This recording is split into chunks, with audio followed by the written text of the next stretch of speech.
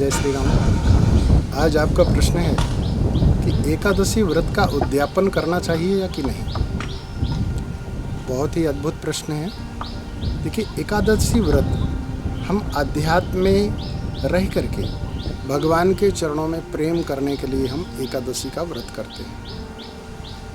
सबसे पहले तो यह जाने कि एकादशी का महत्व क्या होता है। एकादशी व्रत करने से भगवान के चरणों में प्रेम होता है। भगवान श्री हरि की अत्यंत प्रिय एकादशी 12 महीने की एकादशी, मलमास के सहित में एकादशी, जो प्राणी इन 12 महीने मलमास के सहित या कि 12 महीने की एकादशी का व्रत करता है, उसको अनायास ही भगवान की भक्ति प्राप्त हो जाती है। दूसरी वस्तु, शारीरिक भौतिक जगत में देखें तो 15 दिन में एक दिन खाली पेट रखने से, भूखा रहने से, थोड़ा सा पाने से व्यक्ति को शारीरिक बीमारियों से काफ़ी बचाव होता है और शारीरिक बीमारियों से वह व्यक्ति बच जाता है। आपका प्रश्न है कि एकादशी व्रत का उद्यापन करना चाहिए या कि नहीं।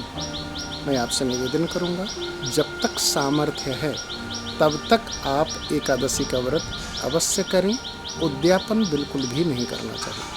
जब सामर्थ्य ना रहे उस काल में एकादशी का उद्यापन करना चाहिए। ब्राह्मणों को खिलाकर, भगवान से प्रार्थना करके वहीं पे विश्राम देना चाहिए। एकादशी के दिन कभी भी अगर असमर्थ हो गए हों, व्रत ना कर पा रहे हों, तो ऐसी परिस्थिति में भी आपको चावल कभी भी ग्रहण नहीं करना चाहिए। एकादशी में चावल का त्याग करना चाहिए। कई लोग कहते हैं कि भगवान जगन्नाथ जी में तो चावल का ही भोग लगता है। देखिए, कभी भी बड़ी जगहों का आकलन या कि बड़ी जगहों की समता छोटी जगहों से नहीं की जाती। वहाँ पर साक्षात श्री हरि विराजमान है। जगन्नाथपुरी में आप अगर हैं तो वहाँ प्रसाद ग्रहण कर रहे हैं तो उस दोष से आप वंचित हो जाते हैं। परंतु दूसरे स्थल में ऐसा करने से आपको दोष लगेगा। हर तीर्थों में, चाहे अयोध्या, काशी, मथुरा, वृंदावन, कांची, हरिद्वार, ऋषिकेश, हर तीर्थों की अपनी अपनी महिमा है। गंगा के सानिध्य में रह करके, गंगा के पास में रह करके बहुत सारे ऐसे कर्म हैं जो कि किए जाते हैं, लेकिन वही कर्म दूसरे स्थलों में बिल्कुल भी नहीं किए जाते। जैसे उदाहरण के लिए, गंगा के तट पर मृत्यु होने के बाद में सूर्यास्त के बाद भी वहाँ पे दाह संस्कार हो जाता है। क्यों? कि गंगा की महिमा है।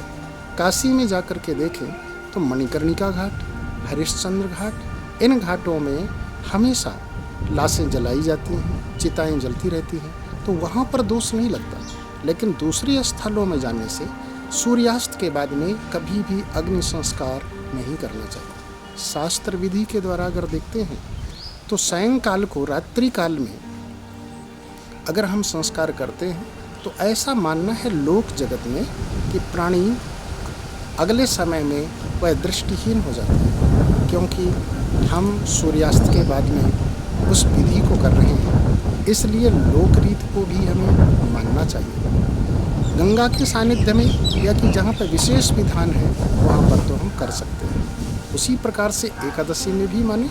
एकादशी की समता जगन्नाथपुरी से नहीं करना चाहिए।